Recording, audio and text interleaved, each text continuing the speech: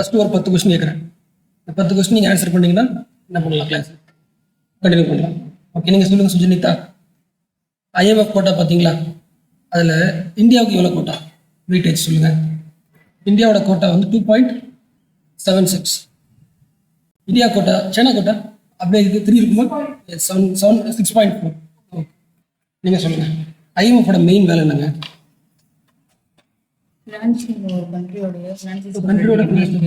எப்படி பார்க்குறாங்க, ஏதாச்சும் பார்க்குறாங்க? Surveillance, technical assistance, okay, lending, international monetary and financial committee. இப்படிதான் கமிட்டி பார்த்தீங்களா? ஐஎம்எஃப்ல 2 பேர் முக்கியம். ஒன்று வந்து கவர்னர்ஸ், போர்ட் ஆஃப் கவர்னர்ஸ். எத்தனை பேர் இருப்பாங்க? 24. அவங்க தனியாக ஒரு செஷன் மீட் பண்ணுவாங்க கூடவா? அதே மாதிரி ஐஎம்எஃப் ஒரு கமிட்டி இருக்குது. அந்த கமிட்டி பேர் வந்து இன்டர்நேஷ்னல் மானிட்டரி ஃபினான்ஷியல் கமிட்டி. அது வந்து வருஷத்துக்கு 2 தடவை மீட் பண்ணுவோம். அந்த கமிட்டி மீட்டிங்லேயும் இந்த 24 போர்ட் ஆஃப் கவர்னர்ஸ் கலந்துக்கிட்டு பேசுவாங்க. புரிஞ்சா?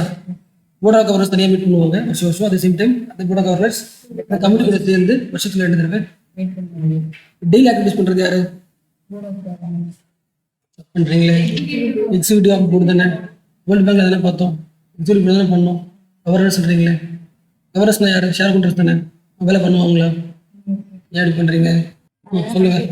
ஐஎம்எஃப் இருக்குல்ல, ஐஎம்எஃபோட முக்கியமான ரிப்போர்ட் பேர் சொல்லுங்க. நேஷனல் ரிப்போர்ட், அடுத்து ஃபிஸ்கல் மானிட்டர், அப்புறம் world economic Outlook. Economic prospects எதாவது பார்த்தீங்களா? ப்ராஸ்பெக்ட்ஸ் எதில் பார்த்தீங்க? யுஎன் டேஸாவா? அதில் என்ன சொல்கிறாங்க? அதில் எக்கனாமிக் ப்ராஸ்பெக்ட்ஸில் யுஎன் டேஸோட ரிப்போர்ட் 2 கொடுத்துனேன். ஒன்று வந்து வேர்ல்டு பாப்புலேஷன் ப்ராஸ்பெக்ட்ஸா, 2வது வேர்ல்டு எக்கனாமிக் சிச்சுவேஷன் ப்ராஸ்பெக்ட். நீங்கள் சொன்ன மாதிரி என்ன போட்டிருக்கு? ஜிடிபி வந்து குறைஞ்சிருக்கு, அதிக பாதிப்பாக இருக்குது டெவலப்மெண்ட். ஓகே, பாப்புலேஷன் ப்ராஸ்பெக்ட்ஸ் பார்த்தீங்களா யுஎன் டேஸால? அதில் என்ன சொல்கிறாங்க? பேசுகிறாங்க world is growing older, world is growing older. அதே மாதிரி 2030, 50, 2100 பாப்புலேஷன் அதிகமாக இன்க்ரீஸ் ஆக போகுது. அது காரணம் யாரு? ஒரு 9 கண்ட்ரிஸ். எத்தனை கண்ட்ரிஸ்? அதாவது 9 இந்தியா இருக்கா? இந்தியா இருக்கு. என்ன இருக்கு? இந்தியா தான் ஃபர்ஸ்ட் போட்டுருக்கு. இந்தியா போட்டிருக்கா? அது மட்டும் இல்லாமல் இந்தியாவில் சர்பாஸ் தி சைனா பாப்புலேஷனே போட்டுருக்கு. இந்தியா கண்டிப்பாக இருக்குமா இருக்காதா? இருக்கும். சைனா இருக்குதா? சைனா கிடையாது. ஓகேவா? சைனாவுக்கு கூப்பிட்டு தான் இந்தியா வரப்போகுது. இந்தியா தான் படிச்சுங்க நீங்கள். இந்த இது இந்த உங்கள் கண்ட்ரி பேப்பர் எப்படி பார்க்கணும்? ஏயோ இதெல்லாம் இந்த அடிப்படை பார்க்க முடியும். இந்தியா, நைஜீரியா, பாகிஸ்தான், டிஆர்சினா அது முடிஞ்சுங்களா? ரிப்பப்ளிக் ஆஃப் காங்கோ, வீடியோ பாருங்க. அடுத்து எத்தியோப்பியா, டான்சானியா, இந்தோனேஷியா, எகிப்து, யூஎஸ்ஏ வருதா? இந்தியா வருதா? இந்த 9 கண்ட்ரிஸ் ஆபத்தா? என்ன பண்ணுங்களா? இந்தியா இருக்காவே தெரியல. நீங்க எப்படி படிச்சீங்க? தெரியல. அண்டர்லாம் பண்ணிருக்கீங்க. கிறிஸ்டின் தானே நீங்க? Very good, very good. அப்படிதான் இருக்கும். ஓகே, நீங்க சொல்லுங்க பார்க்கலாம். இன்டர்நேஷனல் மெரிடைம் ஆர்கனைசேஷன் பார்த்தோமா? அது எய்ம் என்ன? ரெகுலேட்டிங் தி ஷிப்பிங். ஐஎம்ஓ ஆர்கனைசேஷன் இருக்குல்ல, அது எதுக்கு கீழே வரும்? எல்லாமே இவனுக்கு கீழே தான் வரும். இவனுக்கு கீழே எல்லாத்துக்கு கீழே வரும். ஐஎம்ஓன்றது ஸ்பெஷலைஸ்ட் ஏஜென்சி. என்ன ஏஜென்சி? அப்போ எது கீழே வரும்? ஈகோசாக். இது கீழே வரும். ஈகோசாக் என்ன பண்ணுறது உங்களுக்கு? ஓகே, இதோட யுஎனோட 6 பிரின்சிபல் ஆர்கன்ஸ் இருக்கு. எத்தனை இருக்கு? பிரின்சிபல் என்ன அர்த்தம்? அதை ஆரம்பிச்சு சொல்லுங்க பார்க்கலாம். ஸ்டார்ட் பண்ணுங்க. ஆமா, UN general assembly, security council. பார்த்து சொல்லுங்க, பார்த்து படிங்க. பார்த்து படிக்கிறீங்களா? ஸ்டார்ட் சொல்லுங்க. இண்டெக்ஸ்லேயே போட்டுருங்க பாருங்க. General assembly, security council, trusteeship council, எக்கோசாக். அதான் எக்கோசாக். அப்புறம் ஐசிஜே, செக்ரட்டரி. இதுதான் 6 முக்கியமானது. அதில் ஈகோசாக் பார்த்தீங்களா? அதை ஓப்பன் பண்ணுங்க. அதுக்கு எத்தனை ஸ்பெஷல் ஏஜென்சி இருக்குன்னு பார்த்து சொல்லுங்க. எத்தனை இருக்குன்னு பார்த்து சொல்லுங்க மேடம். 7 இருக்குது. அதுக்குள்ள எத்தனை பார்த்து சொல்லுங்க. 20 இருக்கு. 20க்கு ஒவ்வொரு ஏஜென்சிக்கும் ஒரு முக்கிய வேலை இருக்கும். எக்ஸாம் ஐஎல் என்ன வேலை இருக்கு? லேபரை பார்த்துக்கிறது. அந்த மாதிரி ஐஎம்ஓன்றது அது கீழே இருக்கு. போட்டிருக்கா பாருங்க, மெரிடைம் போட்டிருக்கா. அது எய்ம் என்ன? சூப்பர்வை பண்றது. புரிஞ்சுல? ஒரே வேலை பண்ணுதுன்னா ஸ்பெஷல் ஏஜென்சி எது கீழே இருக்கும்? இவனுக்கு கீழே எல்லாமே இருக்கும். இப்போ கீழே ஒரு பிரின்சிபலா கீழே வருது. ஓகே, இன்டர்நேஷனல் மேட்டர் ஆர்கனைசேஷன்ல படிச்ச கன்வென்ஷன் பார்க்கலாம். என்னெல்லாம் கன்வென்ஷன் பார்த்தீங்க? Very good very good. தலையில் நல்லா அடிச்சுக்க, நீங்க அடிச்சுக்க முடிஞ்சு போய் சொல்லிருக்காரு. சோலாஸ் என்னதுங்க? கேப்டன் எதுக்கு பார்த்தோம்? கேப்டவுன் எதுக்கு? டபிள்யூ அதுவும் மறந்துச்சாங்க. எம்ஓ பார்த்து சொல்லுங்க. என்னங்க அடுத்தது படிக்க மாட்டேங்கிறீங்க? கிளாஸ் வர வச்சிருக்கேன். ஐசிஓ படிச்சு ஞாபகம் இருக்கா? சொல்லிட்டு உங்களுக்கு ஐசிஓ என்னது? International civil organisation. எதை பார்த்துக்குது அது? அது யூஎனோட ஸ்பெஷல் ஏஜென்சி தானே. எதுக்கு இருக்கும் கண்டிப்பா? பிகாஸ் ஆகுது. ஒரு மெயின் எய்ம் என்னது? 2 கன்வென்ஷன். ஒன்று கேப்டவுன். எய்ம் என்னது? கேப்டவுன் எய்ம் என்ன? 2 கண்ட்ரி நடுவில் ஒரு ஃபிளைட் இருந்துச்சுன்னா அந்த ஃபிளைட் எல்லா ப்ராப்ளம்ஸும் பார்த்துக்கிறது. அடுத்து முக்கியமானது கார்பன் ஆஃப்செட்டிங், கார்ஸ்டியான்னு சொல்லுவாங்க. 2 முடிச்சா அதை விட்டுருங்க. மெரிடைம் சொல்லுங்க பார்க்கலாம். மெரிட்டா கன்வென்ஷன் சொல்லுங்க. மெரிடைம்ல சோலாஸ் பார்த்தீங்களா? சோலாஸோட எய்ம் சொல்லுங்க. டியூஷன் பண்ணல. ஆயில் என்ன பண்றீங்க? சேஃப்டிங்க. ஒரு ஷிப்போட சேஃப்டி பார்த்துக்கிட்டு தான் சோலாஸ். ஓகேவா? வேற அடுத்து சொல்லுங்க பார்க்கலாம். நேவிக்கு பார்த்த ஞாபகம் இருக்கா? India is the 4th country பார்த்தோமா? அதை விட்டு அடுத்து சொல்லுங்க பார்க்கலாம். முக்கியமானதை விட்டுட்டீங்களே. ஹாங்காங் கன்வென்ஷன் பார்த்தீங்களா? எதுக்கு பார்த்தீங்க? ரீசைக்ளிங் பார்த்தீங்களா? அடுத்த கன்வென்ஷன் சொல்லுங்க. செல்ஃப் கரண்ட்டை குறைக்கணும். அடுத்து வேற என்ன பார்த்தீங்க? வேர்ல்ட் மேரிடைம் டே என்னைக்கு? ஆமாம், கடல் எப்போதும் உயராது. 24 செப்டம்பர். ஓகேவா? நீங்க சொல்லுங்க. வேர்ல்டு மெட்ரோலஜிக்கல் ஆர்கனைசேஷன் பார்த்தோமா? அது ஒரு ரிப்போர்ட் பேச சொல்லுங்க பார்க்கலாம். மெட்ரோலஜிக்கலோட மெயின் எய்ம் சொல்லுங்க.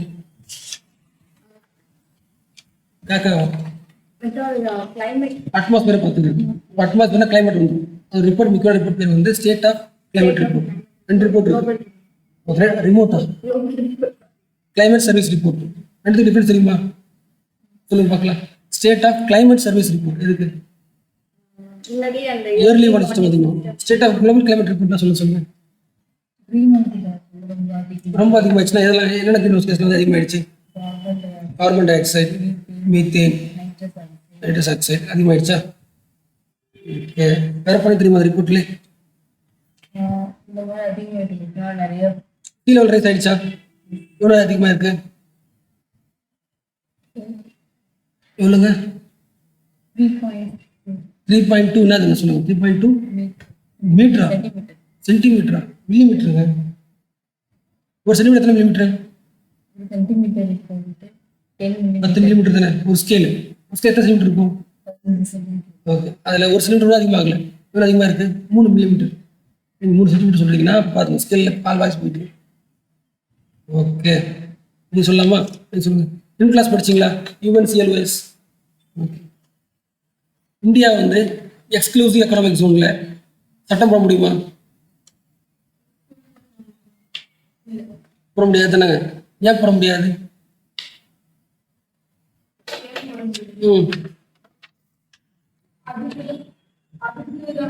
அந்த ஜோன்ல ஒரு ரொம்ப தப்புங்க. இந்த ஜோன்ல ஒரே ரைட்ஸ் தான் இருக்கு. எக்ஸ்ப்ளோரேஷன் ரைட்ஸ் தான் இருக்கு. ரைட்ஸ் இருக்கு. சோர்ஸ் மட்டும் எடுத்துக்கலாமே தவிர லா பண்ண முடியாது. ஓகேவா? எல்லாம் லா பண்ணலாம் சொல்லுங்க. சரிங்க, அடுத்துங்க. என்ன சொல்ல லாஸ் சொல்லுங்க பார்க்கலாம். நான் சொல்லுங்க. கண்டித்து சொன்ன லாஸ்லாம் பண்ணலாம். கஸ்டம்ஸ் படிக்கல, யூஸ் பண்ண உட்காடுறீங்க. டாக்ஸேஷன், டூரிசம் என்ன சொல்லுங்க. டூரிசம் வருமா? அங்கே ஒரு இடத்துக்கு ஒரு பண்ணிக்க முடியும். இமிகிரேஷன், பொல்யூஷன், அதாவது கண்டித்து சோன்ல யாரும் பொல்யூஷன் பண்ணக்கூடாது. இமிகிரேஷன் தான் நாங்கள் செக் பண்ணுவோம், டேக்ஸ் வாங்கிப்போம், கஸ்டம்ஸ்லாம் பண்ணுவோம். இதுக்கு ஓகே. எக்ஸ்க்ளூசிவ் எக்கனாமிக் ஜோன்ல நீங்க சொல்லுங்க. எக்ஸ்க்ளூசிவ் எக்கனாமிக் ஜோன்ல மற்ற கண்ட்ரிஸ் வரலாமா? சொல்லுங்க. மற்ற கண்ட்ரிஸ் வந்து அந்த பைப் லைன் போகுது அந்த இது ஃபுல்லாக வரலாம். Foreign nations have the freedom of navigation. ஃபுல்லாக என்ன பண்ணலாம், ஜாலியாக வரலாம். ஏன்னா அது யாரோட இடம் கிடையாது. இந்தியாவுக்கு எக்ஸ்பெக்ட் பண்ணுற இடமா தவிர யாரும் பேச முடியாது. புரிஞ்சா புரியல? டெரிட்டோரியல் வாட்டர்லேயே கண்டிஜென்சி வாட்டர் இருந்தால் ரூல்ஸ் இருக்கு. ஓகே, இதில் என்ன இருக்குது, யாருன்னா வரலாம். பேஜ் எடுங்க, பேஜ் 12 நல்லா படிச்சிருக்கீங்களா Sita? Very good very good. எடுத்தாச்சா? அதில் பாருங்க என்ன போட்டு பாருங்க. Exclusive economic zone, foreign nations have freedom of navigation. அட்லை பண்ணிக்கிறீங்க நீங்கள் தான். And work. ஓகே, நீங்கள் சொல்லுங்கள் மோனிகா. யூஎன்டிபி பார்த்தீங்களா? யூஎன்டிபின்றது யூஎன் கீழே வர்ற special agency. True of false? True of false என்ன சொல்கிறீங்க? அதாங்க எப்படி எப்படி சொல்கிறீங்க கேட்குறேன். யூஎன்டிபி தெரியுது, எப்படி சொல்கிறீங்க? அதை பார்த்துருக்கீங்களா பார்க்கலையா? எப்படி சொல்கிறீங்க? சும்மா அடிச்சு விட்டீங்களா? பார்த்தீங்களா? பார்த்து சொல்லி பார்க்கலாம். எத்தனாவதா போட்டிருக்கு? 17 தான் போட்டிருக்கல யூஎன்டிபி. யூஎன்டிபியோட ரிப்போர்ட் பேர் சொல்லுங்க பார்க்கலாம். Human development report. அந்த ரிப்போர்ட் முக்கியமா? இந்தியாவுக்கு முக்கியமா? இந்தியாவுக்கு ஏன் முக்கியம் சொல்லுங்க? Very good very good. அப்படிதான் இருக்கும். லாஸ்ட் 5 இயர்ஸா HDRல இந்தியா ரேங்க் ஆகிட்டு இருக்கு, குறைஞ்சிட்டே இருக்கு. அப்போ ஏன் கம்மியாக இருக்கு ரீசன் போட்டிருக்கோம். நீங்கள் என்ன பண்ணணும், மாற்றிக்கணும். ஓகேவா? இந்தியாவோட ரேங்க் சொல்லுங்க. வெரி குட், கரெக்டாக சொல்லிட்டீங்களே. 131 out of other countries. Okay, நான் ஒரு ஐடியா சொல்லட்டுமா? வேர்ல்டு மெரிடைம் ஆர்கனைசேஷன் பார்த்தீங்களா, ஃப்ளைட் ஏவியேஷன் பார்த்தீங்களா, இது 2 ஆர்கனைசேஷனில் எந்த ஆர்கனைசேஷனில் மெம்பர்ஸ் அதிகமாக இருப்பாங்க? ட்ரை பண்ணுங்க. எப்படி இவ்வளோ சொல்கிறீங்க? எல்லாருக்குமே கடல் இருக்காது, ஆனால் எல்லாருக்குமே என்ன இருக்கும்? வானம் இருக்கும். ஓகேவா? அப்போ கடல் இல்லாத ஃப்ளைட்டு தான் போவாங்க. எல்லாரும் ஃப்ளைட் யூஸ் பண்ணுவோம். மெம்பர்ஸ் எல்லாம் அதிகமாக இருப்பாங்க, எல்லாம் கம்மியாக இருப்பாங்க மெம்பர்ஸ். Very good. நாளைக்கு ஒரு கொஸ்டின் கேட்பேன், என்ன பண்ணணும் நீங்கள் கரெக்டாக ஆன்சர் பண்ணணும். இன்றைக்கி மார்க் எவ்வளோ சொல்லி பார்க்கலாம். அவுட் ஆஃப் 10க்கு மார்க் சொல்லுங்கள். மாதிரி போட்டுக்கலாமா? ஓகே, இப்போ அடுத்து ஆரம்பிக்க போகிறது சேம் தான். அதர் ஈவன் பாடிஸ் தான். நம்ம என்ன பண்ணிக்கல, ஈவன் பாடிஸை முடிக்கல. எங்கே வெடி பார்க்குறீங்க? இன்னும் ஈவன் பாடிஸ் நம்ம என்ன பண்ணல, இதெல்லாம் முடிஞ்சு போச்சு. இதான் லாஸ்ட் படி. இதுக்கப்புறம் என்ன ஆச்சு? ஈவன் பாடிஸ் முடிஞ்சு போச்சு. இந்த ஈவன் பாடிஸ் வச்சுக்கிட்டு மெயின்ஸில் எல்லா கொஸ்டின் என்ன பண்ணலாம், நீங்கள் ரிப்போர்ட் எழுதி இன்ட்ரோடக்ஷன் கொஸ்டின் சூப்பராக முடிச்சிடலாம். ஓகே, ஆரம்பிக்கலாமா? World food program. ஸோ உலகத்துக்கு சாப்பாடு தரணும்னு ஆரம்பிக்கிறாங்க. அப்போ எப்போ ஆரம்பிச்சிருப்பாங்க, எப்போ ஆரம்பிச்சிருக்கலாம்? உங்களை கேட்குறாங்க. வேர்ல்டு யார் வேணா சொல்லலாம், ஆன்சர் பண்ணலாம். ஓகே, நான் ஒரு ஆள் தான் கேட்பேன், நீங்கள் என்ன பண்ணலாம், அவங்களோட வேகம் சொல்லிடுறேன் நீங்கள் ஆன்சர். வேர்ல்டு வார் 2 அப்போ தான் ஆரம்பிச்சிருப்பாங்க. ஏன் வேர்ல்டு வார் 2 அப்போ நிறைய பிரச்சனை இருக்கு. அப்போ எல்லா உலக நாடுகளும் பார்க்குது, அதிகமாக குழந்தைங்க கஷ்டப்படுறாங்க. என்ன பண்ணுறாங்க, கஷ்டப்படுறாங்க. அப்போ டெம்பரரி தான் ஆரம்பிச்சாங்க. என்ன டெம்பரரி ஆரம்பிச்சாங்க? ஒரு 3 வருஷத்துக்கு சாப்பாடு தர ஆரம்பிச்சாங்க. ஆனால் அந்த 3 வருஷத்துல கொடுத்த சாப்பாடு வந்து பெரிய இம்பாக்ட் இருந்துச்சு, பாசிட்டிவ் இம்பாக்ட். அப்போ என்ன பண்ணுறாங்க, பர்மனெண்ட் ஆகிட்டாங்க. ஓகே, புரிஞ்சுல? எஸ், நாம இந்த வருஷம் வந்து வேர்ல்டு ஃபுட் ப்ரோக்ராமை கம்ப்ளீட்டாக படிச்சிருக்கோம். அதாவது அது மெயின் எய்ம் என்ன, அதுக்கு காசு எப்படி வருது, வேற என்னென்ன வேலைலாம் பண்ணுது, அதெல்லாம் படிச்சோம். அது ரிப்போர்ட் சொல்லி பார்க்கலாம். சாப்பாடு ரோம் எங்க இருக்கு? ரோம். இது ஏன் முக்கியம்னா, last year October 2020 world food ப்ரோக்ராமுக்கு நோபல் பீஸ் பிரைஸ் கொடுத்தாங்க. அதெல்லாம் படிச்சிருக்கோம். ஓகே, ஒரு வருஷத்துல மட்டுமே, எனக்கு தெரிஞ்சு நான் சொல்றேன், ஒரு 10 கோடி இருக்கலாம். எத்தனை கோடி? 10 கோடி. ஒரு வருஷத்துக்கு 10 கோடி மக்கள் சாப்பிடப்படும். 10 கோடி மக்களுக்கு. தமிழ்நாடு பாப்புலேஷன் தான் இருக்கும். ஒரு வருஷத்துக்கு என்ன பண்ணுது? அப்போ என்ன தரலாம் தானே. சில என்ன ஆகிடும், சாப்பாடு தரலன்னா உயிரிழப்பு வரும், பீஸ் இருக்காது. அதாவது என்ன பண்ணுறாங்க உங்களுக்கு. இன்னொன்று, எப்போ வந்து சாப்பாடு எல்லாம் கிடைக்கும், இல்லைன்னா எந்த கண்ட்ரியில் சாப்பாடு கிடைக்காது?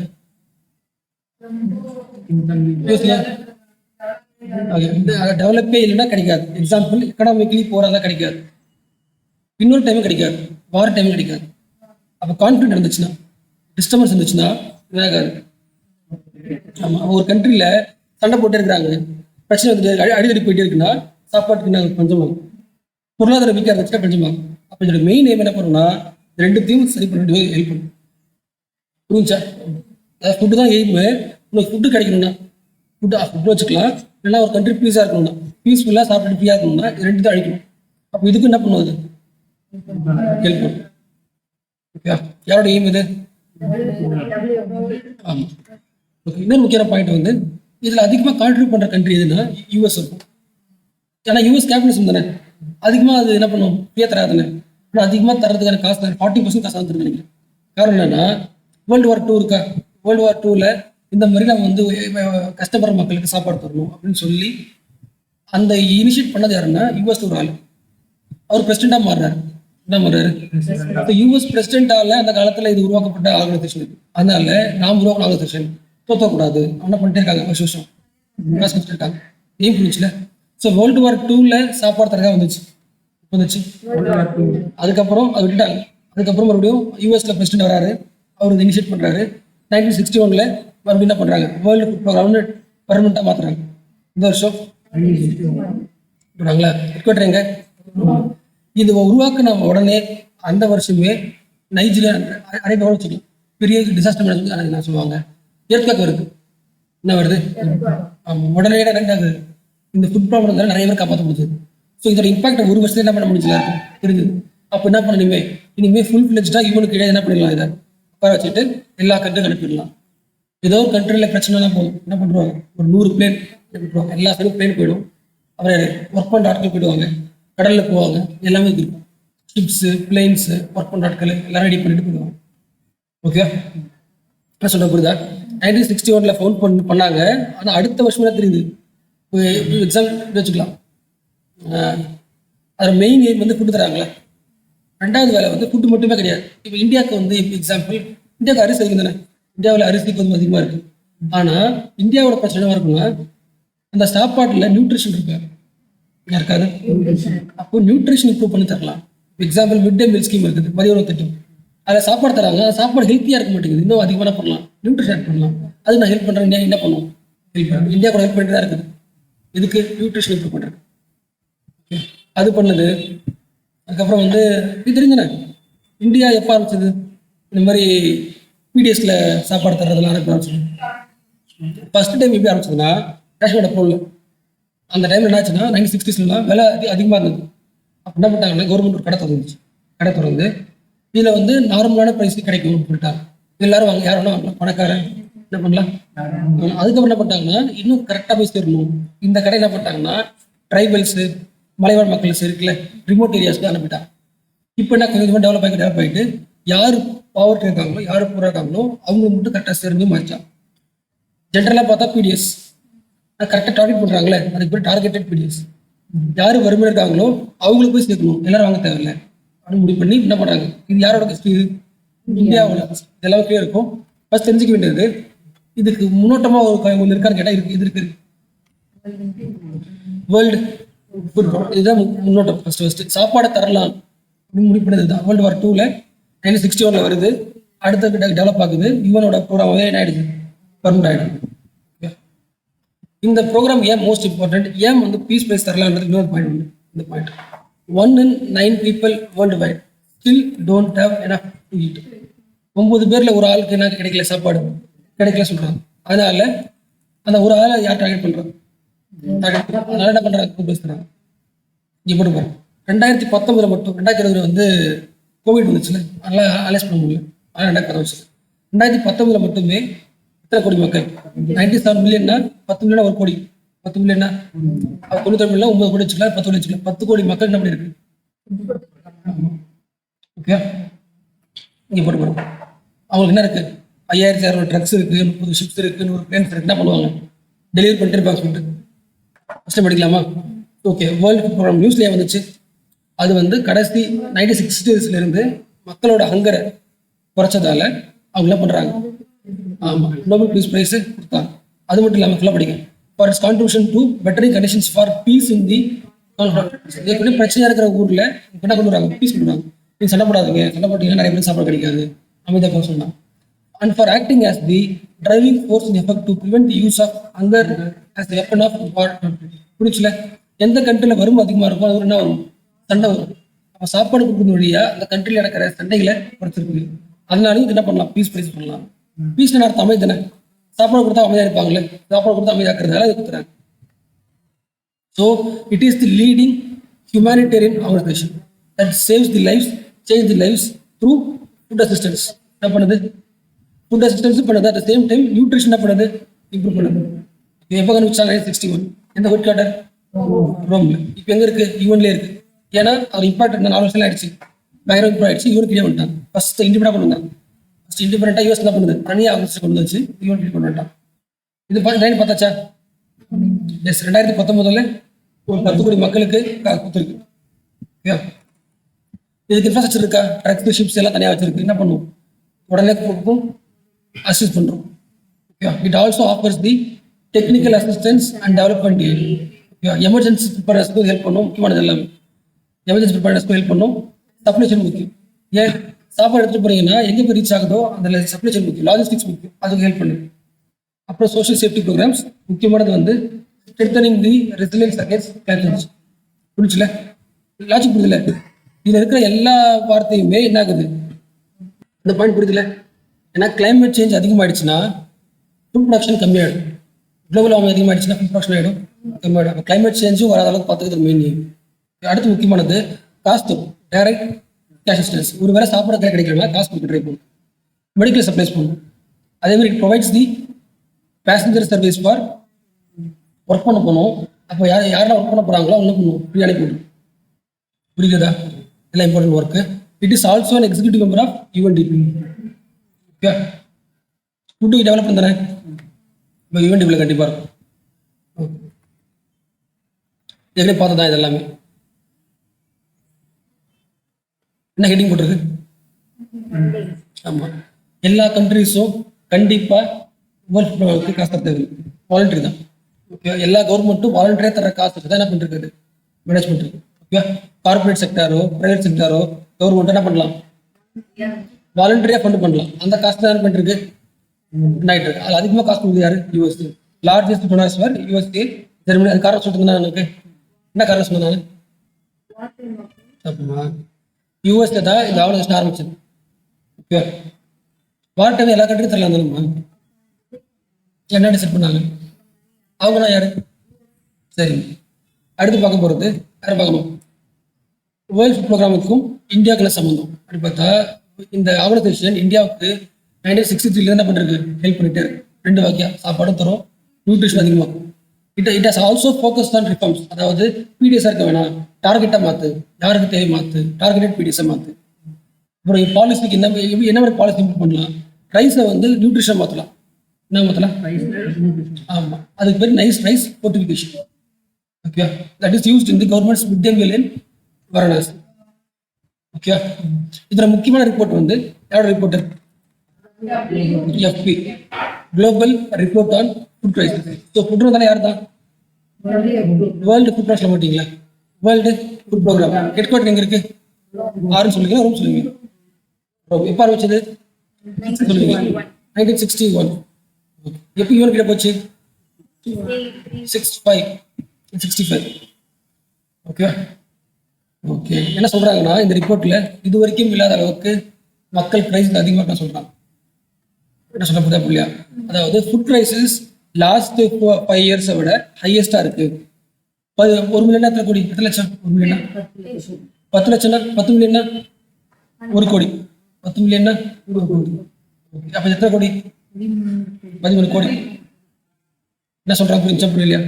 ஹங்கர் இந்தியாவில் உலகத்தில் நைட்டே இருக்கு, அதிகமாகி கொண்டே இருக்கிறது.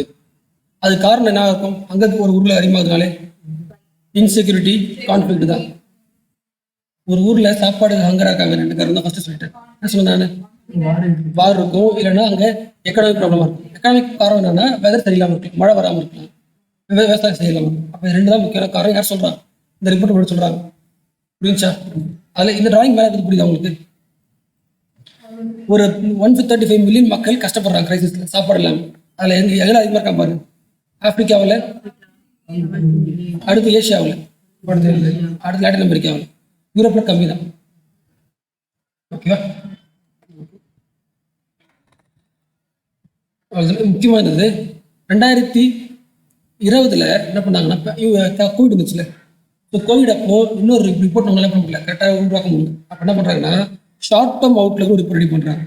ரெடி பண்ணுறாங்க ரிப்போர்ட் என்ன சொல்கிறாங்கன்னா, உலகத்திலேயே எந்த கண்ட்ரியில் வந்து ஃபுட் ரைஸ் ரொம்ப அதிகமாக இருக்குது அப்படின்னா ஏமனில் தான் சொல்கிறாங்க. Yemen will remain the world's best food rice சொல்கிறாங்க. அது காரணம் என்ன பார்த்தா சேம் தான். கிளைமேட்டும் ப்ராப்ளமு, சண்டையும் நடக்குது, மேக்ரோ எக்கனாமிக்ஸ் இருக்குது, பெஸ்ட்டும் இருக்குது. இது 4 தானே ஆகிடும், முடிஞ்சு போச்சுக்காது. ஓகே, பெஸ்ட் வந்துடுது, பூச்சிக்கொல்லி வருது, கிளைமேட் மழை பெய்ய மாட்டேங்குது, பாலிசி சரியில்லை, சண்டை நடந்துட்டே இருக்கு. சொல்ல புரியுதா புரியல? நீங்கள் உலகத்தில் பீஸ் ஆகணும்னு நினைக்கிறீங்க, உலக மக்களை அமைதியாக பார்த்துன்னு ஆசைப்படுறீங்கன்னா நீங்கள் என்ன பண்ணணும்? இது ரெண்டுத்தையும் எதிர்த்து போராடணும். ஒரு கண்ட்ரியில் சண்டை நடக்குதுன்னா ஏன் சண்டை நடக்குது, சண்டை போடாதீங்க, என்ன காரணம், யார் சண்டை போடுறாங்கன்னு சொல்லி போராட்டம் பண்ணி ஆஃப் பண்ணணும். அடுத்து வெதர் சரி இருக்கான்னு சொல்லிட்டு வெதரை சரி பண்ணுறதுக்கு என்ன பண்ணுவீங்க? போராடணும். இது ரெண்டுத்தையும் சயின்டிஃபிக்காக குறைச்சிட்டினாலே பவர்ட்டி ஆகும், குறைஞ்சி. ஓகே, ஸோ இதுதான் key drivers of economic security. So பொருளாதார கையில் காசு இல்லை சொல்கிறீங்க, அது காரணம் கவர்மெண்ட்னு சொல்கிறீங்க, அது ஓகே தான். காரணம் அது போகிற சண்டைகள் தான் சொல்கிறேன். Conflict, insecurity, weather extreme, economic shock are significantly increasing ஆகும். சண்டைகள் அதிகமாகிட்டே இருக்குது, பஞ்சம் அதிகமாகிட்டே தான் இருக்குது. அடுத்து பார்க்க போகலாம் UNDG. இதில் கேள்விப்பட்டிருக்கீங்களா? எல்லாத்துலேயுமே இதுக்கு முன்னாடி படித்தோம்ல, எக்ஸாம்பிள் ILO, வேறு சொல்லி பார்க்கலாம். ILO, யுனெஸ்கோ, வேற யூஎன்டெஸ் நிறைய பார்த்தோம்ல. நீங்கள் நிறைய இடத்துல பார்த்தீங்கன்னா ஒரு பாயிண்ட் போட்டிருக்கும், இது வந்து UN டெவலப்மெண்ட் குரூப் கீழே இருக்குன்னு பார்த்துருப்போம். பாயிண்ட் புரியல? அது இப்போ இந்தியன் லேபர் ஆர்கனைசேஷனா, லேபரோட மெயின் வேலை என்னது? லேபரை டெவலப் பண்ணுறது, ஹெல்த் டெவலப் பண்ணுறது டெவலப் தானே, ஃபுட்டு தர்றது டெவலப் தானே, புரிச்சா? ஆனால் UN security council food develop கிடையாது, நம்ம பாரத்தில் ஸ்டாப் பண்ணுது. புரிச்சா புரியலையா? அதாவது அப்போ நமக்கு என்ன கோல் இருக்குன்னா, ஒரு 17 முக்கியமான டெவலப்மெண்ட் கோல்ஸ் இருக்கு. என்ன கோல்ஸ் இருக்கு? இந்த கோல்ஸ் நோக்கி யாரெல்லாம் போறாங்களோ அவங்களோட ஒன்னா சேர்த்து ஒரு குரூப் பண்ணுறாங்க. புரிஞ்சா? இப்போ ஹெல்த்ன்றது டெவலப்மெண்ட்டா? வேற சொல்லுங்க பார்க்கலாம். எஜுகேஷனல் டெவலப்மெண்ட் வேற, எக்கனாமிக் டெவலப்மெண்ட். அது மாதிரி டெவலப்மெண்ட்டுக்காக இருக்காங்கல்ல, அவங்க எல்லாம் ஒன்னா சேர்த்து குரூப் பண்ணுறாங்க. அது பேர் தானே அது UNDG. UN development group. இப்போ பேர் மாற்றிட்டாங்க, யுனைடெட் நேஷன் சஸ்டைனபிள் டெவலப்மெண்ட் மாற்றிட்டாங்க. ஓகேவா? என்ன சொல்ல பார்த்தா புரியல? இந்த 17 கோல் எதுவும் படிக்க முடியாது. அடுத்து இது யாரெல்லாம் படிக்க முடியாது? இப்போ எக்ஸாம்பிள், இது FAO படிச்சோமா, ஃபுட் படிச்சோமா, லேபர், யூனிடெஸ் என்ன படித்தோம்? யூனிடெஸ்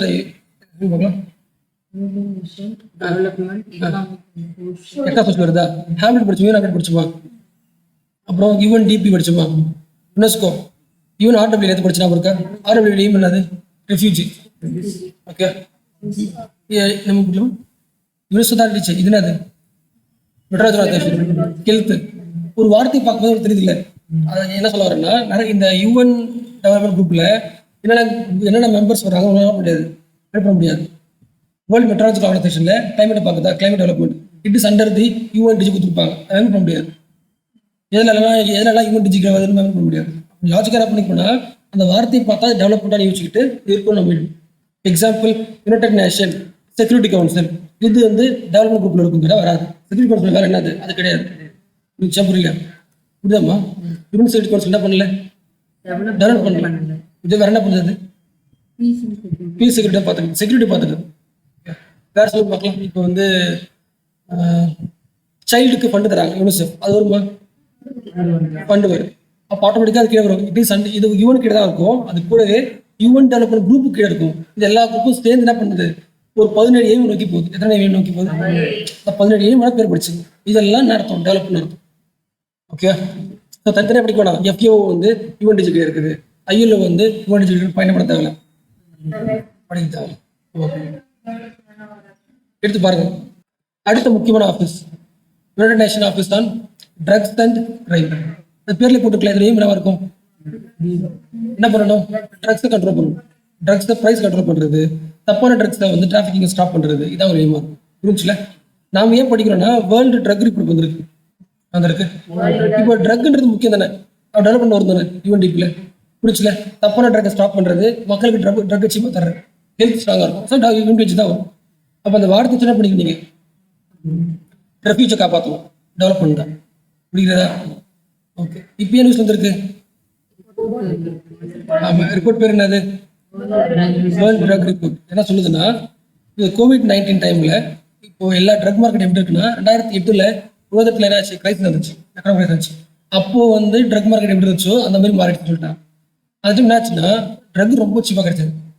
அடுத்தாச்சு, அதாவது ஒரு ஸ்டாண்டர்ட் மெடிசன் இருக்கு, ஒரு சீப் மெடிசன் இருக்கு. எல்லாரும் இதை விட்டுட்டு இதை வாங்க ஆரம்பிச்சாங்க, சீப் மெடிசன் நோக்கி போக ஆரம்பிச்சாங்க. இப்போ கோவிட்-19 டைம்லையும் சீப்பர் வெர்ஷன் ஆஃப் ட்ரக்ஸ், ஒரு ட்ரக் ஸ்டாண்டர்டாக இருக்கும், அதே ட்ரக்கை சீப்பராக தயாரிச்சு மார்க்கெட் பண்ணுவாங்க. அந்த மார்க்கெட் நோக்கி மக்கள் போக ஆரம்பிச்சிட்டாங்க அப்படின்னு சொல்ல வைக்கிறாங்க. யார் சொல்றா? ட்ரக் ரிப்போர்ட் யார் சொல்றா?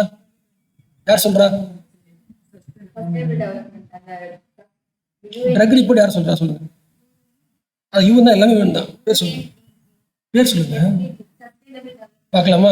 சரி, பாருங்க. United nation office on drugs and crime, UNSDGன்றது அது ஒரு ஆஃபீஸ் கிடையாது. அதனால அது ஒரு குரூப். என்ன அர்த்தம்? ஒரு அமைப்பு வேற, ஆஃபீஸ் வேற. அமைப்பு என்ன அர்த்தம்? எல்லாரும் சேர்ந்து ஒன்றா ஒர்க் பண்ண அமைப்பு. ஆஃபீஸ்னா ஒரு தனி ஆஃபீஸ் இருக்கும், ட்ரக்குன்னு தனி ஆஃபீஸ் இருக்கு. புரியுச்சா? இந்த ஆஃபீஸ் எந்த அமைப்பு இருக்கலாம்? எஸ்டிஜியில் இருக்கலாம். ஓகே, அப்போ UNSDG குரூப்புக்கு என்னென்ன, எத்தனை எய்ம் இருக்கு? 17 எய்ம் இருக்கு. புரியுதா? ஓகே, நீ போட்டு வேர்ல்டு UN ஆஃபீஸ் இந்த ட்ரக்கோட எய்மே என்னது? ட்ரக் டிராஃபிக்கை ஸ்டாப் பண்ணும், ட்ரக் அபியூஸ் ஸ்டாப் பண்ணும், டெரரிசம் ஸ்டாப் பண்ணும், பொலிட்டிக்கல் கரப்ஷனை ஸ்டாப் பண்ணும், ட்ரக் வழியாக உருவாகிற எல்லா கரப்ஷனையும் ஸ்டாப் பண்ணும். என்ன சொன்னாங்க கோவிட் டைமில் மக்கள் எல்லாருக்குமே அது மாதிரி ஆயிடுச்சா? Cheaper marketing, cheaper version of drugs நோக்கி போகிறாங்க. ஓகே, அப்போ என்ன பண்ணுறாங்கன்னா, இப்போ கோவிட்-19 எல்லாம் வேலை குறைஞ்சி போயிடுச்சு. அப்போ யங்ஸ்டர்ஸ்ல என்ன பண்ணுறாங்கன்னா, சீப்பர் ட்ரக்ஸ் உருவாக்குறதுக்கு வேலைக்கு உருவாக போயிட்டு சொல்கிறாங்க. Drug use around the world has been on rise. என்ன அர்த்தம்? இந்த ட்ரக்னா மருந்துன்னு வச்சுக்கலாம், அப்புறம் வச்சுக்கலாம் சாராயம், போதை மருந்துலாம் இருக்குல்ல, போதை மருந்து வச்சுக்கலாம். ஓகே, போதை மருந்தையும் வச்சுக்கலாம். ட்ரக் யூஸ் பண்ணுறது உலகத்தில் என்ன ஆகிட்டே இருக்கு? அதுக்கு முக்கியமான காரணம் சொல்றாங்கன்னா அருண் சொல்றாங்க. காரணம் சிட்டியாக ட்ரக் மார்க்கெட் ஆகிட்டே இருக்கு. அது மாதிரி நிறைய பேருக்கு இதை கிடைக்குன்னு சொல்றாங்க. அதில் அதிகமாக பாதிக்கப்படுறாருன்னா போர் சொல்றாங்க. அதாவது பணக்காரனும் ட்ரக் சாப்பிட்றான், ஆனால் அவன் என்ன பண்ணிடுறான், அவனுக்கு காசு இருக்கிறதால போய் சரி பண்ணிக்கிறான். ஆனால் போருக்கு என்ன பண்ண முடியல, கவர்மெண்ட் ஹாஸ்பிட்டலில் அவனை சரி பண்ணுறதுக்காக ரெக்ளைம் சொல்லுவாங்க, அவனை சரி பண்ணுறதுக்கான ஒரு ஃபெசிலிட்டி கிடையாது சொல்கிறாங்க. அதனால் மோஸ்ட் அஃபெக்டட் யாரு? இல்லை, எந்த ரிப்போர்ட்டை சொல்கிறாங்க? Drug report. எந்த வருஷம்? 2000. எந்த அமைப்பு? UN drug crime. இது நல்லா பார்த்தோம். நம்ம ஃபர்ஸ்ட் என்ன பார்த்தோம் கிளாஸ்ல வந்த உடனே? WFP food program. யாரோடது அது? UN. எப்போ UN தான் மாறிச்சு? 65. அதை பார்த்தோமா? அடுத்து என்ன பார்த்தோம் நம்ம? டெவலப்மெண்ட் குரூப் இருக்குது, அதான் எல்லாரும் ஒன்னா சேர்ந்து ஒர்க் பண்றாங்க. பார்த்தாச்சா? அதுல என்னெல்லாம் வருது பாருங்க. ஏஜென்சியும் வரும், டிபார்ட்மெண்ட் வரும், ஆஃபீஸ் வரும், ஃபண்டு வரும், ப்ரோக்ராம் வரும். என்ன ஃபண்டு, என்ன ஏஜென்சி, எல்லாம் டெவலப்மெண்ட் நோக்கி போதும், எல்லாரும் ஒன்னா சேர்க்கறது. அடுத்து பார்த்தது ட்ரக் ரெகுலேட் பண்றதுக்கு என்ன இருக்கு? அது ரிப்போர்ட் பார்த்தாச்சா? அடுத்து முக்கியமானது பார்க்க போறது United nation economic social for Asia Pacific, UNSCAP. தெரியுதா? தெரியுதா? எங்க போய் எங்க படிச்சிருக்கீங்க? இது தெரியுதா? எக்கோ தானே, எக்கனாமி அண்ட் சோஷியல் கவுன்சில். யாருக்கு இது வந்தது? யூஎனோட முக்கியமான பிரின்சிபல் ஆகுதுங்க. இக்கோசாக்ன்றது முக்கியம். அப்போ அந்த வீல் வேலை என்ன? எல்லா நாட்டோட, எல்லா கான்டினென்ட்ஸோட இருக்கிற கண்ட்ரிஸோட எக்கனாமியையும் சோஷியலையும் பாதுகாக்கணும். அப்போ ஒரே ஒரு ஆர்கனைசேஷனால என்ன பண்ண முடியாது, ஒட்டுமொத்த உலகத்தையுமே பார்த்துக்க முடியாது. என்னது? பொருளாதாரமாகவும் சமூகத்தையும். அப்போ என்ன பண்றாங்கன்னா, அந்த எக்கோஸ்டாக் என்ன பண்ணுதுன்னா, அதோட வேலையை எளிமையாக்குறதுக்கு பிரிச்சிருக்கு. Ecostack for Europe, Ecostack for Asia Pacific, Ecostack for Latin America, Ecostack for Africa, Ecostack for business. நம்ம பார்க்குறோம் எக்கோஸ்டாக் ஃபார் ஏசியா பசிபிக். ஏன்னா இந்தியாவில் தான் இருக்குது. பார்க்கணும் இருக்குதுலே லார்ஜஸ்ட் அமைப்பு தான் இது. ரெண்டாவது, அதாவது நிறைய கண்ட்ரிஸ் உள்ள வர்றது, பெரிய பார்டர் உள்ளது இதுதான். அதாவது டர்க்கிலேருந்து ஆரம்பிச்சு ஈஸ்ட் ஏஷியா வரைக்கும் வரும்.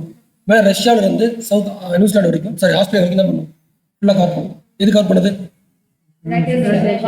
ஏன் புரியுச்சா? எக்கோசாக்கோட வேலையை பிரிச்சு பண்றதுக்கான ஒரு 5 ரீஜனல் குரூப் இருக்கு. அது வேர்ல்டு குரூப். எது? எக்கோஸ்டாக்ன்றது ஒரு சிங்கிள் குரூப். அடுத்து அது கீழே ஒரு 5 ரீஜனல் குரூப் இருக்கு. புரியுதா? அதில் எது பெருசு? ஏஷியன் ஜோன் வந்து பெருசு. 53 கண்ட்ரிஸ் இருக்காங்க. எத்தனை கண்ட்ரிஸ் இருக்காங்க? ஆமாம். டர்க்கியில் வெஸ்ட்ல டர்க்கில இருந்து இந்த பக்கம் ஈஸ்ட்ல கிரிபாட்டி வரைக்கும், ரஷ்யா நார்த்ல இருந்து சவுத் நியூசிலாந்து வரைக்கும் என்ன பண்றாங்க?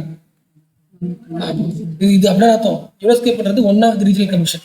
எக்கோசாக் கீழே வர்ற one of the regional commission. புரியுச்சா? ஹெட்குவார்டர் எங்க இருக்கு? பேங்காக். ரோம் எதுக்கு பாத்தீங்களா? ஓகே. இந்த எக்கோசாக் நம்ம ஏன் படிக்கிறோம்னா மெயின் விஷயம் வந்து geospatial practices for sustainable development in Asia and Pacific. யார் கொடுத்துருக்கா? யார் கொடுத்துருக்கா?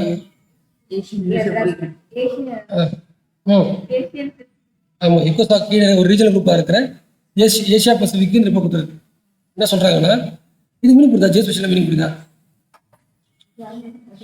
அதாவது ரிமோட் சென்சிங் தெரியுமா? படிச்சவங்க இருக்காங்க. என்ன படிச்சிருக்கோம்? ஒரு எர்த் அப்சர்வ் பண்ண பார்க்கணுமா?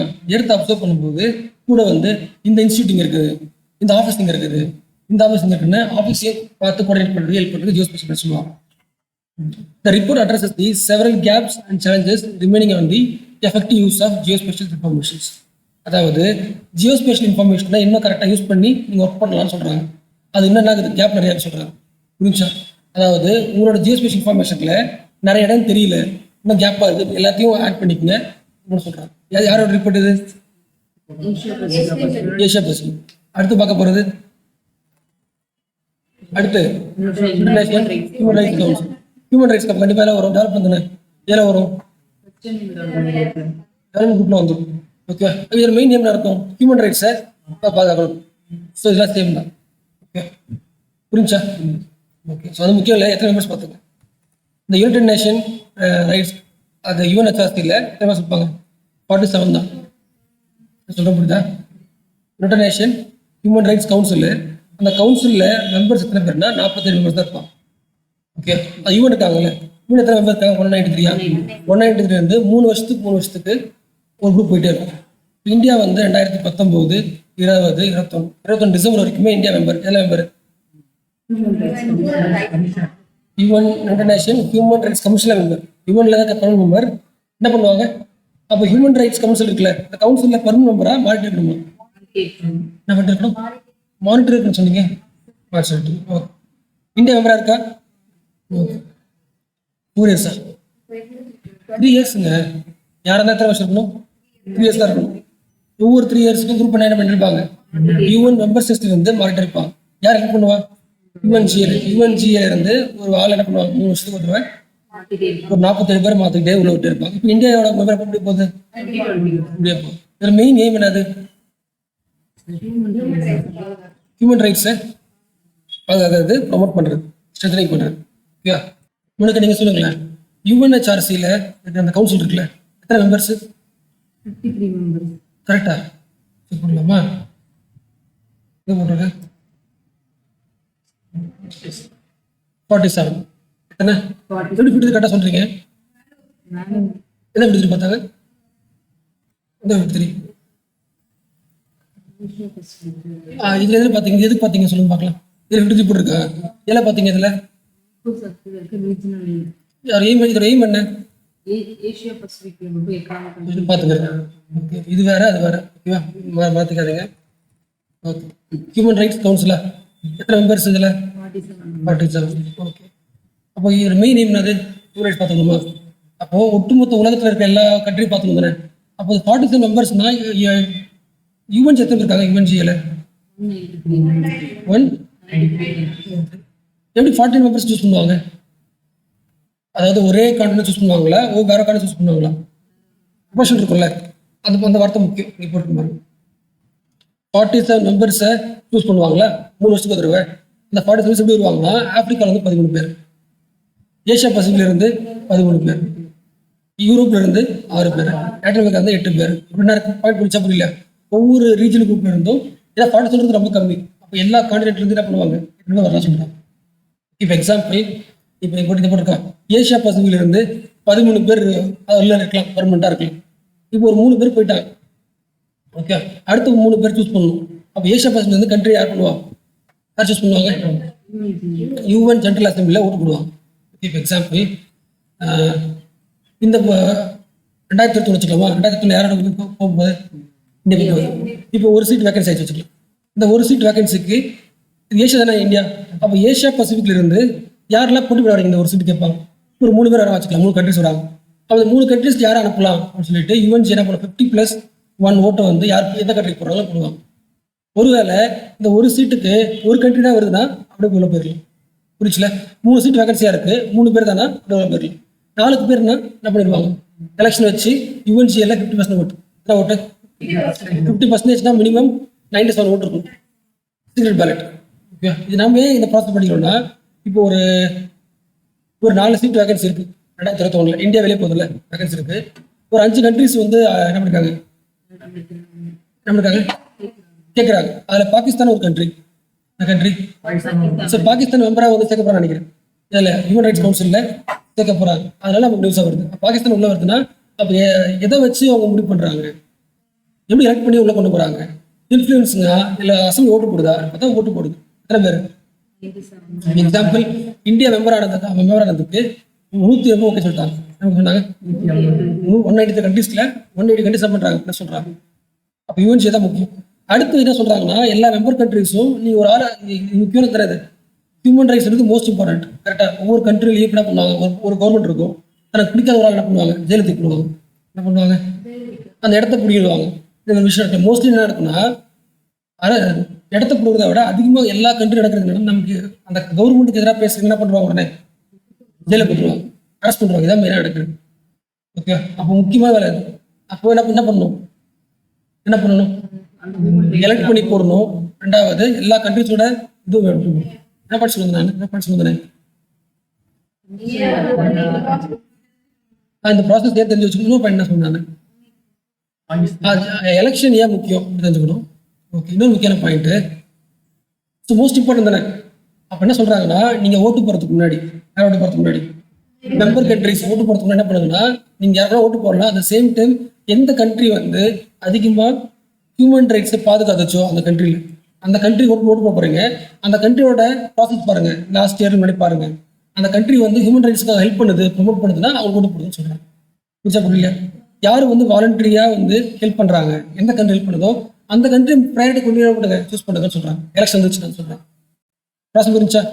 யார் எலெக்ட் பண்றா, எவ்வளவு ஓட்டு, 50% +1 பார்த்தாலும் 97 ஓட்டு.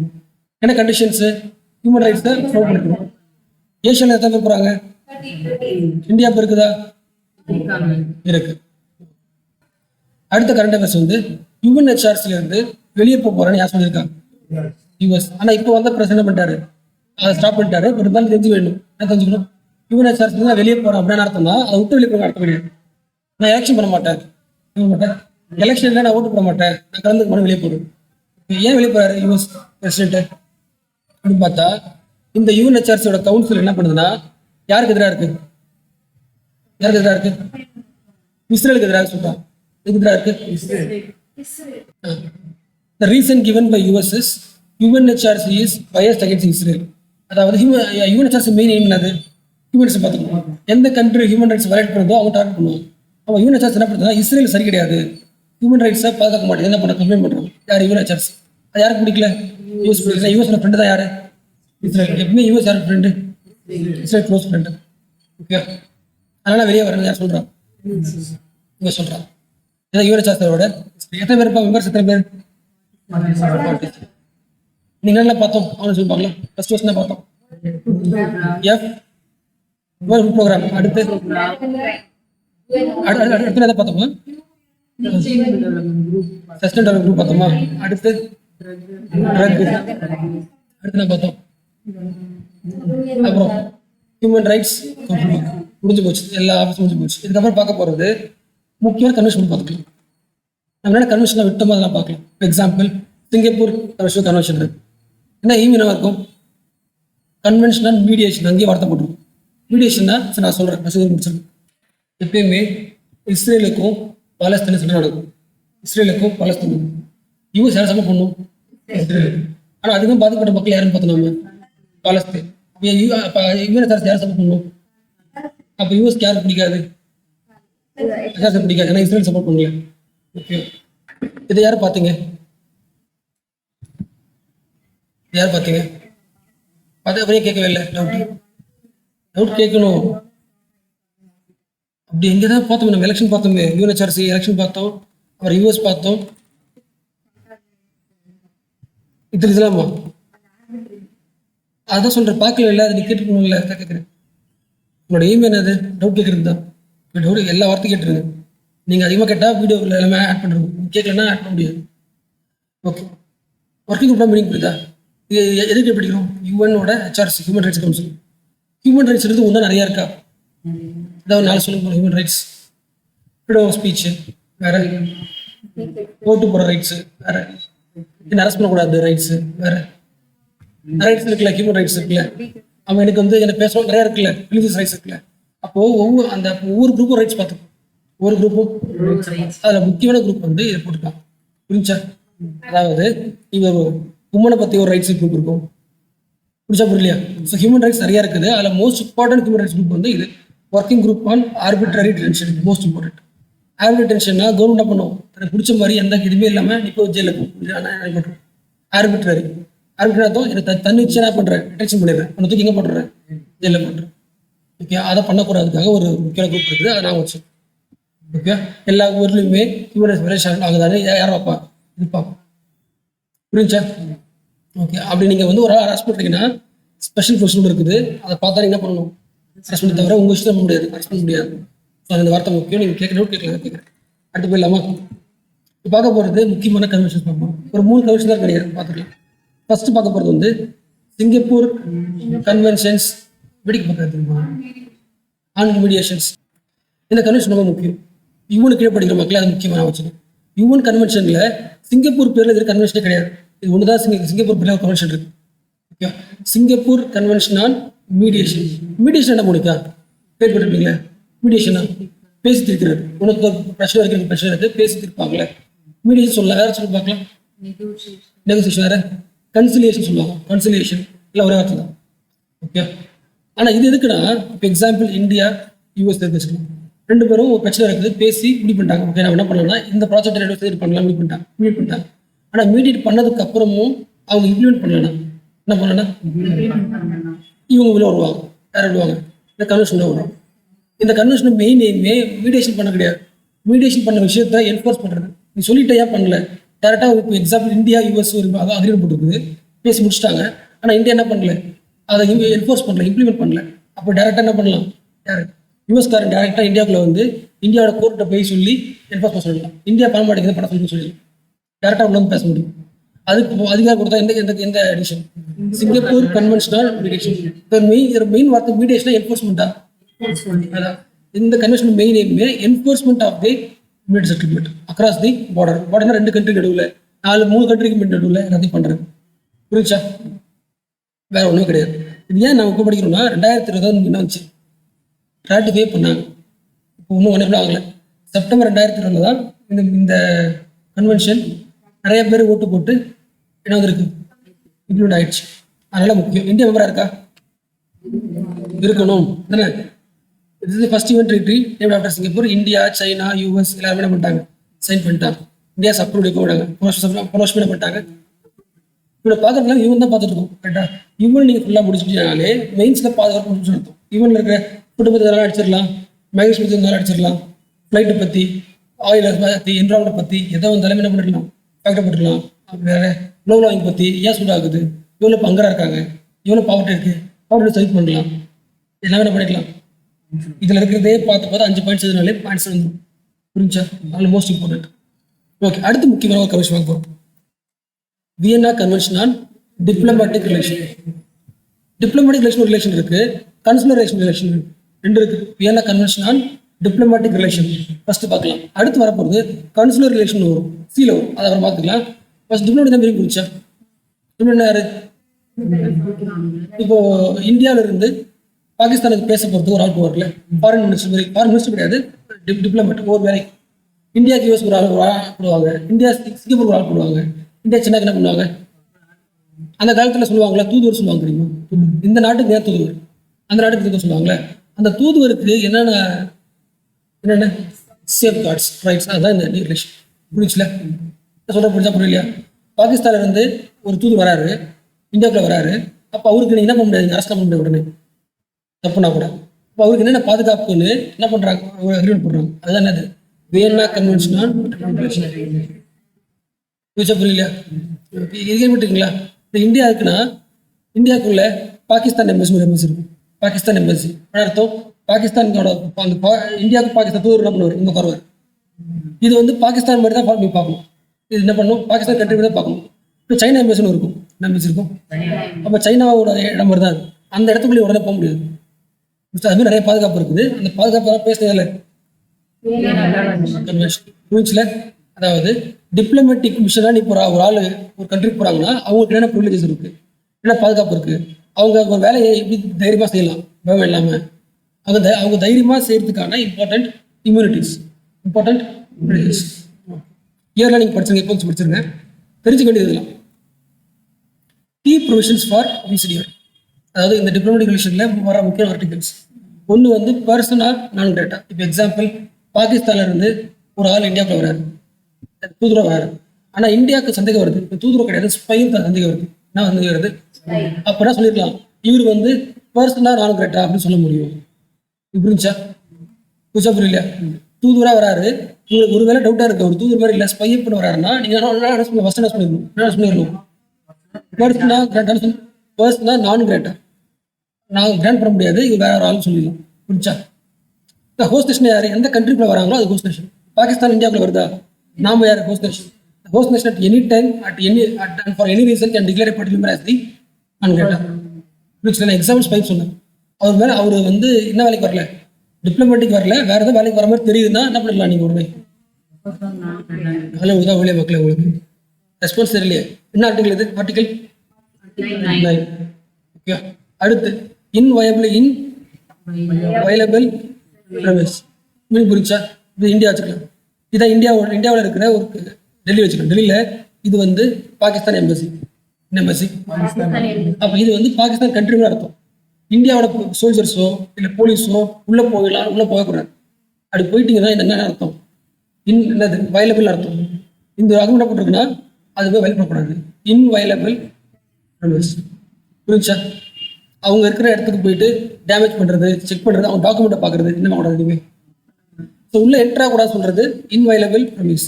அவங்க டாக்குமெண்ட்ஸை பார்த்த கூட சொல்றது accuse இன்வயலபிள்.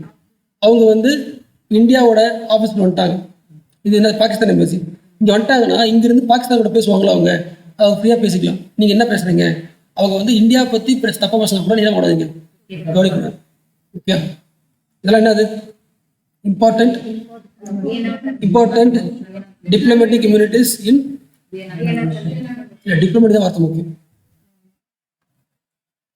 1961 it is an international treaty for the framework of diplomatic relations.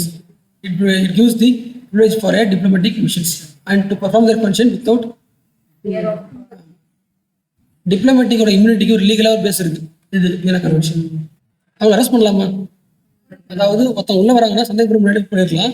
அவங்க இருக்கிற இடத்துக்குள்ள போக முடியாது, அவங்க டாக்குமெண்ட் செக் பண்ண முடியாது, அவங்க சூட்கேஸை போக முடியாது. என்ன இருக்கு கூடவே என்ன பண்ண முடியாது, அவங்க தப்புனா கூட என்ன தப்பு, ஒரு சிவில் தப்பு பண்ணா கூட, கிரிமினல் தப்பு பண்ணா கூட பண்ண முடியாது, அரெஸ்ட் பண்ண முடியாது. எக்ஸாம்பிள், ஒரு யூஎஸ்ல இருந்து ஒரு டிப்ளமேட் வராரு, இந்தியாவுக்கு வராரு. அவர் வந்து தங்குற இடத்துல ஒரு லேடி இருக்கலாம், ரேப் பண்றா வச்சுக்கலாம். ரேப் பண்ண முடியாது, அரெஸ்ட் பண்ண முடியாது. புரிஞ்சா? அந்த அளவுக்கு என்ன இருக்கு அவங்களுக்கு பாதுகாப்பு இருக்கு அவங்களுக்கு. அட் த சேம் டைம் அந்த டிப்ளமேட்டிக் வேலை வராருல ப்ரொஃபஷனல், அந்த வேலையை விட்டுட்டு வேற வேலைக்கு சேர ஆரம்பிச்சுக்கலாம். அந்த வேலைக்கு விட்டாரு இந்தியாவுக்குள்ள. ஆனா இண்டிவிஜுவல் என்ன பண்றாரு, இப்போ கிளாஸ் இருக்கிறாரு, வேற மீட்டிங் போறாரு. ஆனால் பர்சனல் மீட்டிங் போறாருன்னா அப்போ என்ன வராது, கவர் ஆகாது. நீ பர்சனலாக கிளாஸ் எடுக்க போறது, வேற மீட்டிங் அட்டன் பண்ண போறது, அப்போ தப்பு பண்றேன்னா அரெஸ்ட் பண்ணிடுவோம். நீ ப்ரொஃபஷனலாக இருக்கும்போது என்ன பண்ண மாட்டாங்க. அந்த பாயிண்ட் டிப்ளமேட்டிக் கம்யூனிட்டினா சிவில் ப்ரொசிக்யூஷன் இருந்தோ கிரிமினல் ப்ரொசிக்யூஷன் இருந்தோ அரெஸ்ட் பண்ண மாட்டாங்க, எடுக்க மாட்டாங்க. ஓகே. ஆர்டிகல் 32 இந்த ஆக்ஷன்ஸ், அதே சமயத்தில் actions not covered by diplomat. அதாவது நீ டிப்ளமேட் அஃபிஷியல் ஃபங்க்ஷனை தவிர்த்து நீ வெளியே ப்ரொஃபஷனல் தவிர்த்து வேக வெளியே போறோம்னா என்ன பண்ணலாம், தப்பு பண்ணா அரெஸ்ட் பண்ணலாம். Extension of protection to the family members. Okay. என்ன அர்த்தம், அவருக்கு எப்படி பாதுகாப்பு இருக்கோ அதே பாதுகாப்பு யாருக்கு இருக்கு, ஃபேமிலி மெம்பர்ஸுக்கு இருக்கு. அரெஸ்ட் பண்ண முடியுமா உங்களை? அரெஸ்ட் பண்ண முடியாது. ஓகே, அவன் டாக்குமெண்ட்ஸ் பார்க்க முடியுமா? நீ அவனோட வேலையை விட்டுட்டு வேற வேலைக்கு போகும்போது தப்பு மட்டும் தான் பார்ப்பான். ஓகே, ஞாபகம் இருக்கா? யூஎஸ்ல ஞாபகம் இருக்கா? யூஎஸ்ல நம்ம இந்தியாவிலேருந்து ஒரு லேடி அரெஸ்ட் பண்ணாங்க. இந்த அரெஸ்ட் பண்ணிட்டு கொண்டு போய் ட்ரெஸ்லாம் அந்த செக் பண்ணாங்க.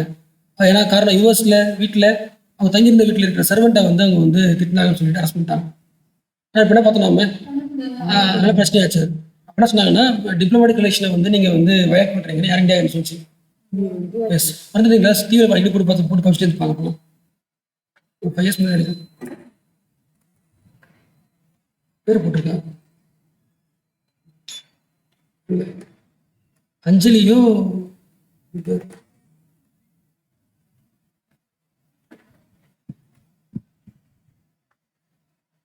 அடுத்து முக்கியமானது, இதெல்லாம் முக்கியமான பாயிண்ட்ஸா? இன்னும் 2 முக்கியமான பாயிண்ட்ஸ் இருக்கு. அதாவது இப்போ இந்தியாவில் இருந்த ஒரு ஆள் யூஎஸ்க்கு போறாரு, தூதுவர் வரக்கூடாது. அப்போ நீ போய் யூஎஸ்ல என்ன பண்ணக்கூடாது? குடியுரிமை பெறக்கூடாது. என்ன மறக்கூடாது? கன்சர்னிங் அக்விசிஷன் நேஷனாலிட்டி மறக்கூடாது. இப்படி இந்தியா தான் இருக்கும். அடுத்து அதே மாதிரி ஒருவேளை இந்தியாவுக்கு யூஎஸ்க்கும் அந்த பேச்சுவார்த்தை பிரச்சனை வந்து வச்சுக்கலாம், அந்த டிப்ளமேட்டால் பிரச்சனை வருதுன்னா என்ன கூடாது? நீங்கள் இருக்கக்கூடாது, இங்கே போயிடணும், ஐசிஜே போயிடணும். ஓகே, டிப்ளமேட்டிக் ரிலேஷனில் உங்களுக்கு பிரச்சனை வருதுன்னா அந்த டிஸ்பியூட் நீங்களே அடிச்சுக்காம என்ன பண்ணணும்? செட்டில் பண்ண ஐசிஜே போயிடும். இதெல்லாம் என்ன பாயிண்ட்ஸ் இருக்கு? கன்வென்ஷன் ஆன், ஓகே, நியூஸில் இது எது வரல, பேசிக் படிக்கணும். ஆனால் இது நியூஸில் வந்துச்சு, நல்லா இது படிக்கணும்.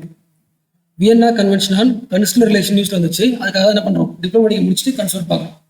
முக்கியம் case Kulbhushan Jadhav case last year படிச்சிருக்கோம். இந்த கேஸ்க்கு இதை முடிச்சிருக்கோம். அடுத்து பார்க்க போறது Vienna convention on consular relation. Diplomatic பார்த்தோம்ல, எக்ஸாம்பிள் நான் சொன்னல, இப்போ இந்தியா இருக்குன்னா சைனாவோட ஒரு டிப்ளமேட் ஒரு ஆஃபீஸ் இருக்கும்ல, எம்பசி பார்த்தோமா? அது இந்த ஆஃபீஸுக்கு ஒரு பெரிய தலைவர்னா யாருன்னா அந்த ஃபாரின் டிப்ளமேட். அவர் கீழே ஒர்க் பண்ணுற ஜூனியர் தான் கன்சுலர் வச்சுக்கலாம். புரிச்சுல, ஒரு பெரிய ஆஃபீஸர் அவர் கீழே ஒர்க் பண்ணிட்டு ஜூனியர் ஆஃபீஸர் தான். அவன் இந்த ஆஃபீஸுக்குள்ள ஒரு கண்ட்ரோல் அதை போய் யார் பார்த்துப்பாரு.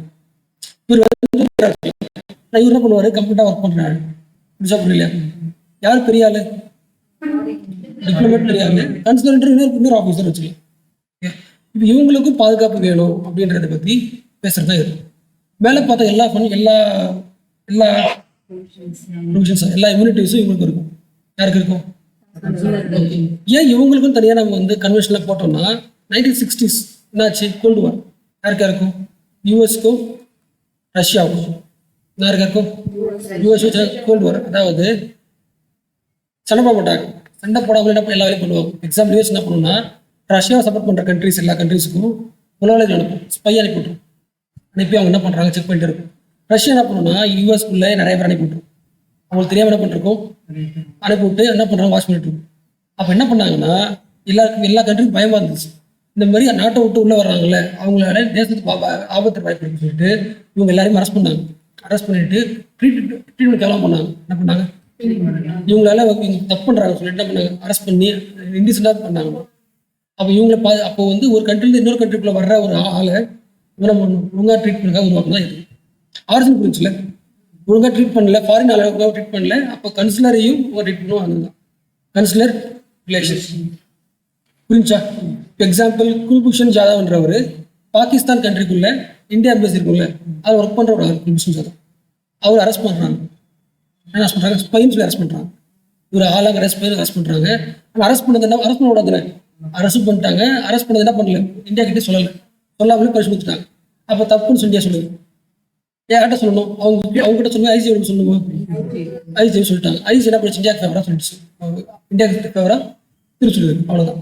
புரிஞ்சா புரியலையா? அவ்வளோதான். ஸோ அப்போ குல்பூஷன் ஜாதவ் வந்து வியன்னா கன்வென்ஷன் ஆன் கன்சிடரேஷனுக்கு எதிராக பண்ணிருக்குது யாரு? பாகிஸ்தானு. அவன் தப்பு, அவன் ஃப்ரீயாக விடவும் விட்டாச்சு.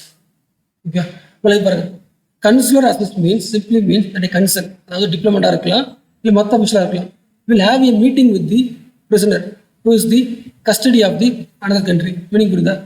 இன்னொரு கண்ட்ரியில் இருக்க எல்லா ஒர்க்கும் பண்ணுவார். முக்கியம் ஒர்க்கு என்ன ஒர்க்கு? அந்த கண்ட்ரியில் ஒரு பிரசிடென்ட் இருக்காங்கன்னா அவங்கள பேச விடுவார். பாகிஸ்தானில் இந்தியன் பிரசிடென்ட் இருக்காங்க, அவங்ககிட்ட பேச யார் விடுவாங்க? ஆஃபீஸ் விடுவாங்க தானே, அவங்களும் விடுவாங்க. புரிச்சா புரியல? இந்தியாவுக்கும் பாகிஸ்தானுக்கும் என்ன பிரச்சனையோ அந்த பிரச்சனை பேசுறதுக்கு வருவாங்கல்ல, அது தனி பிரச்சனையா இருக்கலாம், அரசு பண்ண பிரச்சனையா இருக்கலாம், இல்லை முக்கிய அதிகம் பிரச்சனையா இருக்கலாம். எல்லா பிரச்சனையும் யாரும் வருவா? டிப்ளமேட் சொல்லலாம். ஸோ இந்த பாயிண்ட் சொல்லலாம் வச்சுக்கோங்க. This simply means a consul has a meeting with the prisoner who is the custody of the country. Though this meeting, the diplomat confirms the identity of the individual and lets the in the custody. Depending on the meeting, official reports back to his country and next step is initiated. அதாவது same தான். இப்போ நீ வந்து ஒரு வேலைக்காக தான் உள்ள வர. இந்தியாவில இருந்து ஒரு ஆள் யாரும் எங்கே வராங்க, பாகிஸ்தானுக்கு போகிறாங்க, ஒரு வேலைக்காக தான் வராங்க. ஒரு வேலை சேம் தான். உனக்கு அவர் மேலே நம்பிக்கை இல்லை, யாரும் நம்பிக்கை இல்லை, அப்போ என்ன பண்ணிடலாம், நான் பர்சனல் நான் கேட்டேன்னு சொல்லிடலாம். அப்படி பண்ணலாம். அதே மாதிரி அவங்க இருக்கிற இடத்துக்கு என்ன பண்ண முடியாது, நீங்கள் உள்ளே போக முடியாது, பாதுகாப்பு உண்டு, நான் இன்ட்ரூஷன். அவங்க ஃப்ரீயாக என்ன பண்ணிக்கலாம், கம்யூனிகேஷன் பண்ணிக்கலாம். எல்லாமே சேம் பாயிண்ட்ஸ். இதில் 10 பாயிண்ட்ஸு. அதில் அரெஸ்ட் பண்ண முடியாது. இதில் மெயின் அஃபிஷியல் என்ன பண்ண முடியாது, அரெஸ்ட் பண்ண முடியாது. இதில் நீங்கள் அரெஸ்ட் பண்ணீங்கன்னா என்ன பண்ணிடணும், நோட்டிஃபை பண்ணிடுறோம். இப்போ ஒரு பாயிண்ட் பிரச்சனை, ஒரு ஆள் இருக்காரு, அவர் தப்பான ஆள் முடிவு பண்ணிட்டீங்க. அவர் என்ன கிடையாது, அவர் டிப்ளமேட் கிடையாது, தப்பான ஆள் பையன் வந்திருக்காரு, அவரோட வேலை இது கிடையாது, முடிவு பண்ணிட்டாங்க. அரெஸ்ட் பண்ணிட்டீங்களா, அரெஸ்ட் பண்ண நோட்டிஃபை பண்ணுங்க. ரைட், அதாவது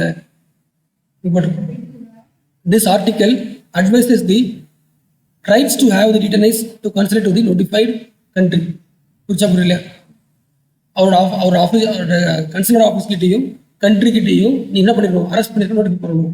அதை நோட்டிஃபை யார் பண்ணல, பாகிஸ்தான் பண்ணல, தப்பு இன்ட்ரீஸ் பண்ணிட்டாங்க. ஓகே, மொத்தம் சேம் தான். அதை தவிர்த்துட்டு நேஷனாலிட்டி நம்பக்கூடாது, அவர் மாறக்கூடாது. டிஸ்பியூட்னா கண்டிப்பாக ஐசிஜே தான் போகணும், மற்றெல்லாம் வந்து ஓகே.